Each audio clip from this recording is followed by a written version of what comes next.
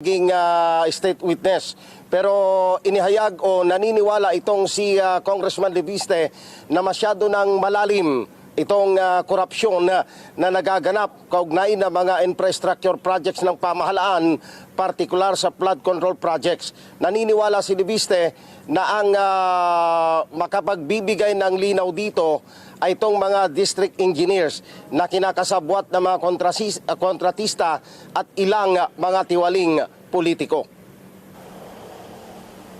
Dahil sa paniniwalang mayroong mapipigang mahalagang impormasyon, inalok ni Batangas 1st District Representative Leandro Leviste si Batangas District Engineer Abelardo Calalo na maging state witness para mabulgar ng tuluyan ang mga anomalya sa mga infrastructure projects ng gobyerno sa lalawigan ng Batangas.